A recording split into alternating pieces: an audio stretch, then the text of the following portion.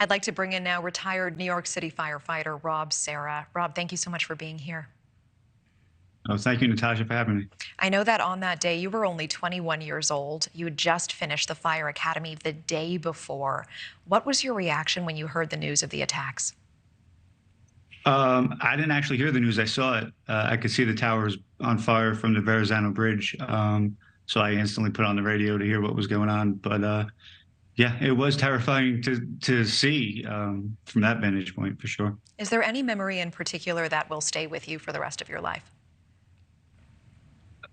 I would say the dust and the sheer heroism that I got to witness, just to see all those people jump into action without being told, and just the stuff that they were doing. I've always said I didn't really know what I was doing when I was there. It was my first call, as they say. But just as bad as it was, the horrors that I got to witness, I also got to witness the brighter side of humanity that day too. So tell me more about that, because you have brothers and sisters who served in the FDNY, and there are stories of heroism that we will never know from that day. Can you tell us more about that? Yeah, what I heard earlier about that feeling of when you think you're going to die. I think Ashley said it, and it really is a feeling that never goes away. It's something I felt quite a few times in my career, and I think everyone there kind of had that feeling too, which I think, is what bonds us all together. Is that feeling of not knowing what's going to happen next. So that's definitely something I took away from that day. But also, as I said, the dust. That's literally something that hasn't left any of us since that day, and that's something that people need to realize, is that we've been suffering from 9/11 since 9/11. People are still dying, people are still getting sick. So it's really to say that we took it away both literally and figuratively. It's kind of ironic. Rob, I understand.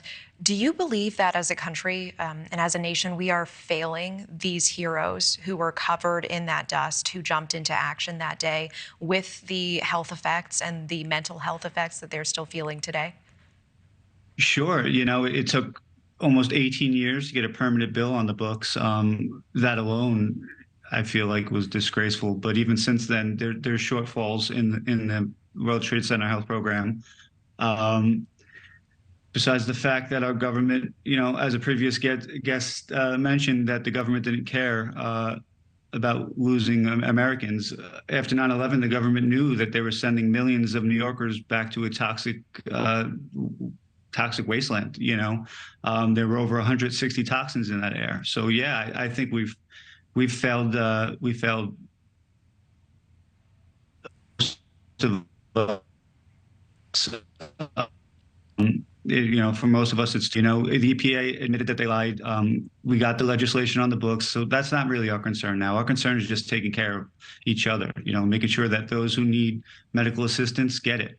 The foundation I work for, the Ray Pfeiffer Foundation, our goal is, we're all volunteers. We just raise money to make sure that these people get the medical needs that they need that aren't covered by the government.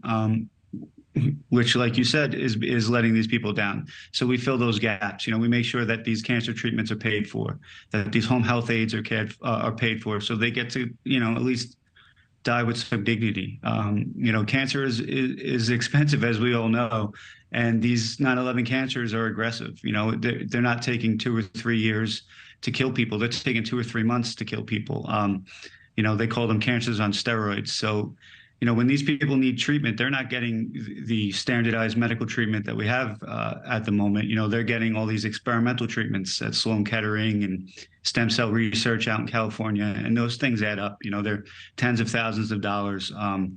So when people are faced with the decision to keep fighting or to have to spend $60,000, $80,000 for a few treatments, hoping that will work, that's not a decision any of us ever want to have to make, So that's what we care about now, is just making sure that everybody, or as many people as we can, get the help that they need, whether it's from the government or from each other, I hear you. Thank you for watching. Go to newsnationnow.com to find NewsNation on your television provider. And don't forget to click the red subscribe button below to get more of NewsNation's fact-driven, unbiased coverage.